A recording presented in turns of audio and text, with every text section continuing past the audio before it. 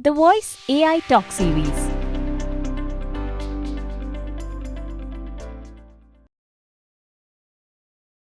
Hi, welcome to a brand new episode of the Voice AI Talk series brought to you by Gnani.ai, where we speak to practitioners, technologists, and business leaders about their perspective on voice AI. And today I have with me Charandeep Singh, who heads the marketing and CRM at TVS Credit.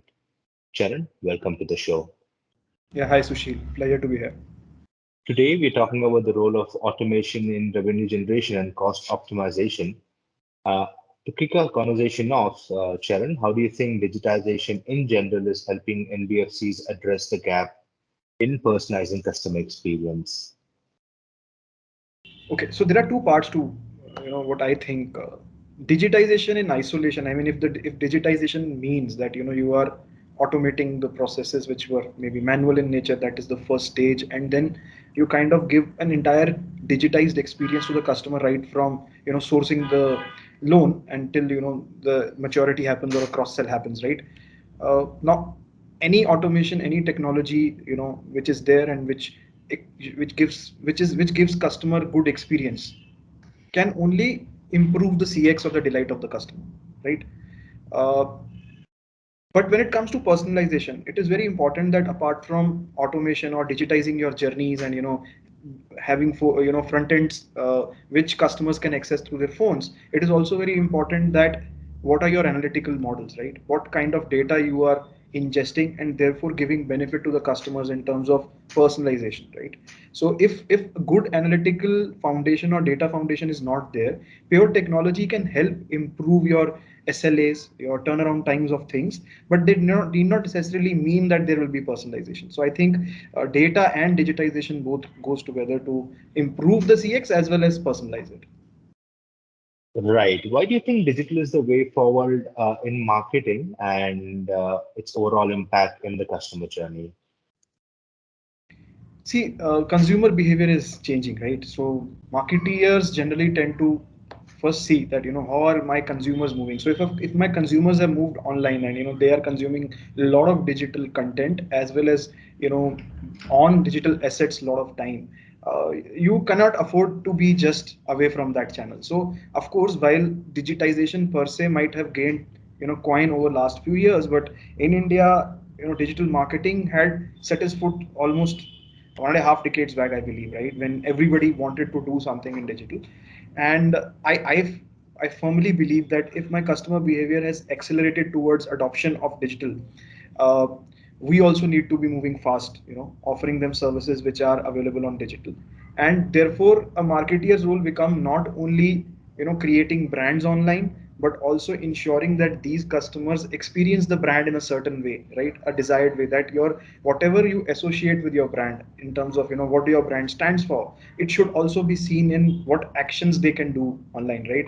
Overall, also a lot of things have changed. Like there's a lot of video, voice, vernacular content consumption which has increased on digital assets, right? So marketeers also are supposed to, and many of us are doing it, that we are focusing now more on creating more video content, more vernacular content, using voice, and so these are the next barriers, right? And parallelly, what's also happening is, as mentioned in the answer to the previous question, there is going to be a certain constraint in terms of what kind of data you can consume now with all these regulations which are bound to come in, right? How will you remarket or retarget the customers on digital channels? So therefore, if you give good service, if you give good features on your digital assets through video or vernacular or voice, what happens is that you improve the engagement of the customers, and if you improve the engagement of customers, you might build a better loyalty on your channel, and that's what is, I think, going to be the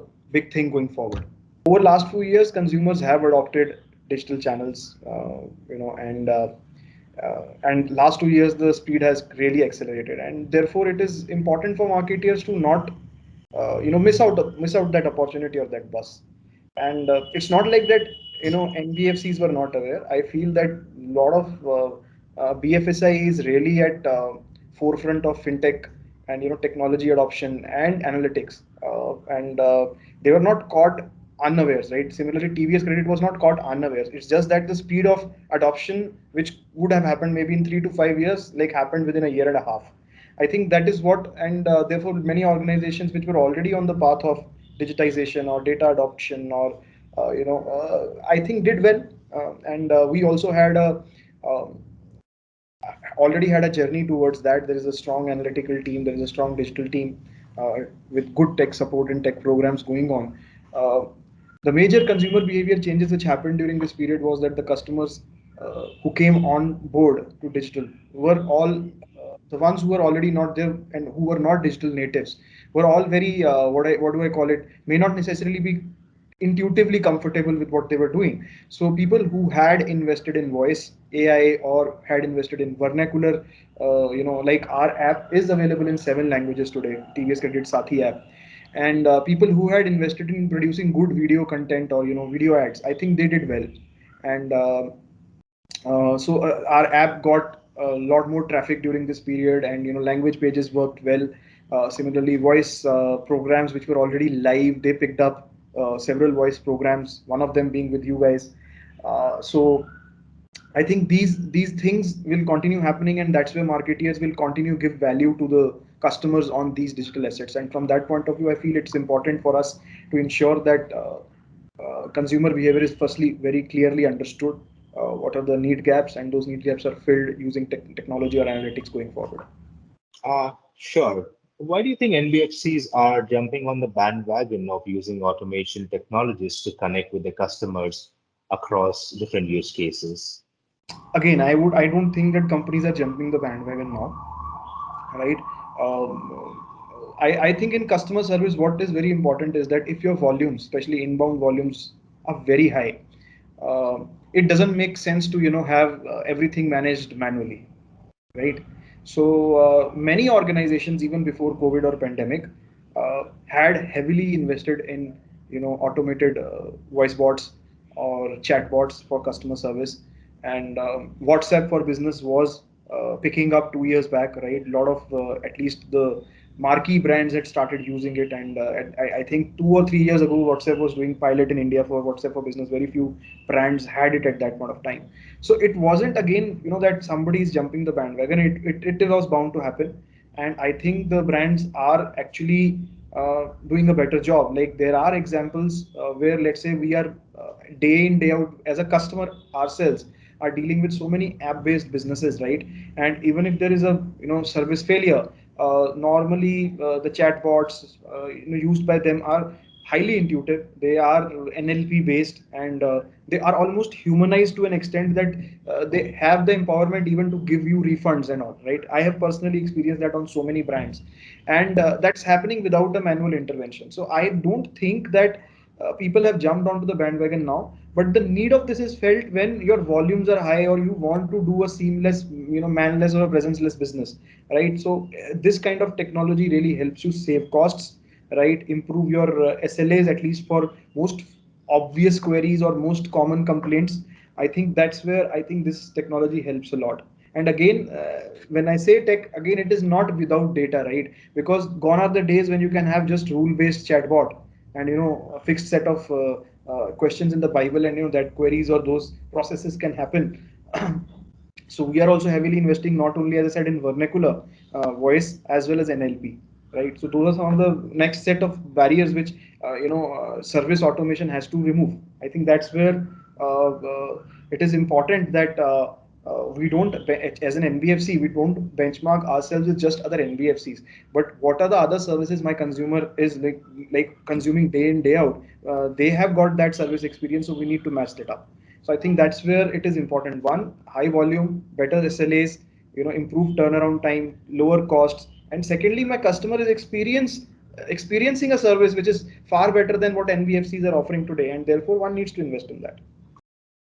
Sure. What is your view on NBFCs to adopt voice AI for revenue generation, specifically for use cases such as lead generation, collections, inbound customer service, etc.?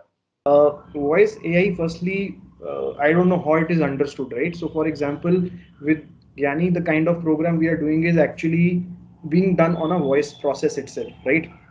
So for example, we have call centers, and there is an automated quality audits which we are working with you guys. And currently, without this tech, we were able to audit only a sample number of calls, to know whether my agents are talking properly with the customers and what kind of training needs are needed. But with this technology, voice processes itself can be improved, right? So we can find out, because parameters wise scoring is available through this quality mechanism. We can find out what agent required training for what, where they are going wrong, what script changes are required, and that helps us improve the throughput productivity of all those voice based processes.